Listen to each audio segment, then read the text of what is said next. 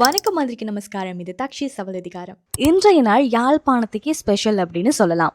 யாழ்ப்பாணத்துல நடந்த முக்கியமான அபிவிருத்தி திட்டங்கள் பற்றி இந்த காணொளியில தெளிவா பார்க்கலாம். பாஸ்போர்ட் அலுவலக திறப்பு. இன்றைய நாள் ஜனாதிபதி அனுரகுமார திசாநாயக்க யாழ்ப்பாணத்தில் இருக்கக்கூடிய புதிய பாஸ்போர்ட் அலுவலகத்தை திறந்து வைத்தாரு. இந்த அலுவலகம் யாழ்ப்பாண மாவட்ட செயலாளர் அலுவலக வளாகத்துல அமைக்கப்பட்டிருக்கு. இனிமே கொழும்புக்கு போகாம 24 hours சேவை தரக்கூடிய இந்த நிலையத்திலேயே நம்ம பாஸ்போர்ட்டை ஈஸியா பெற்றுக்கொள்ளலாம். நாடு முழுவதும் தினசரி 4500 பாஸ்போர்ட்டுக்கு மேலதிகமாக வழங்கணும் அப்படிங்கிற திட்டம் ஒன்று நடந்துட்டு இருக்கு. அந்த திட்டத்தோட ஒரு பகுதி தான் இன்றைய நாள் யாழ்ப்பாணத்துல திறந்து வைக்கப்பட்டிருக்கு. மயிலிட்டி மீன்பிடி துறைமுக அபிவிருத்தி.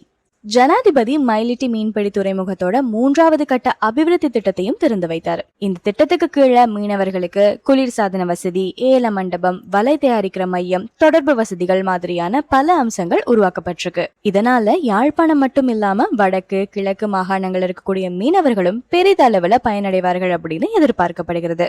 இ லைப்ரரி. யாழ்ப்பாணத்தின் பெருமையாக விளங்கக்கூடிய பொது நூலகத்துல இ லைப்ரரி திட்டமும் இன்றைய நாள் ஆரம்பிக்கப்பட்டிருக்கு. இதன் மூலமா இந்த நூலகத்துல பார்க்கக்கூடிய அரிய புத்தகங்கள், ஆவணங்கள் இனிமே ஆன்லைன்லயுமே கிடைக்கும். உலகுல எந்த பகுதியில இருந்தாலும் வாசகர்கள் யாழ்ப்பாண நூலகத்தை இனிமே ஆன்லைன்ல அணுகி படிக்கலாம். கிரிக்கெட் மைதான அடிக்கல். யாழ்ப்பாணத்தில் உருவாக்கப்பட உள்ள சர்வதேச கிரிக்கெட் மைதானத்துல அடிக்கல் நாற்று விழாவும் இன்று ஜனாதிபதி தலைமையில நடைபெற்றது. இந்த விழாவை தொடர்ந்து பொதுக்கூட்டமுமே ஏற்பாடு செய்யப்பட்டது.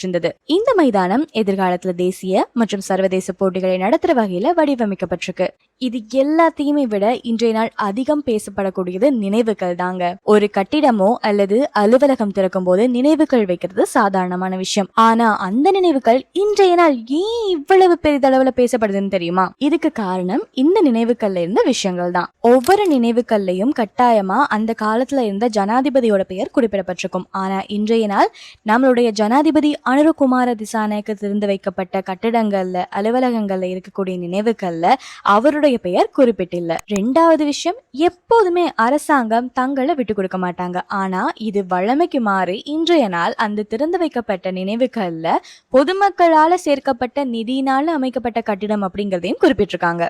லாஸ்ட் பட் நாட் லீஸ்ட், நம்ம எல்லாருக்குமே இருக்கக்கூடிய பிரச்சனை தான். இலங்கையில எந்த மூலைக்கு நீங்க போய் பார்த்தாலும் அங்க தமிழர்களே அதிகமா இருந்தாலுமே கூட எல்லா போர்ட்லயுமே சிங்களம் தான் முதன்மையா இருக்கும். 2வது தமிழ் அல்லது 3வதுல தமிழ்ல மென்ஷன் பண்ணுவாங்க. ஆனா இன்றைய நாள் திறந்து வைக்கப்பட்ட நினைவுகள்ல தமிழ் தான் முதன்மையான மொழியில இருக்கு. இறுதியா பாஸ்போர்ட் அலுவலகம், மீன்பிடி துறைமுக அபிவிருத்தி, இ லைப்ரரி திட்டம், சர்வதேச கிரிக்கெட் மைதான அடிக்கல் ஆகிய 4 முக்கியமான அபிவிருத்தி திட்டங்களும் யாழ்ப்பாணத்துல தொடங்கப்பட்டிருக்கு. இதோடு சேர்த்து பொதுமக்களுக்கும் தமிழ் மொழிக்கும் முன்னணி கொடுத்திருக்கிறது இன்றைய நாள ஸ்பெஷல் ஆக்கி இருக்கு.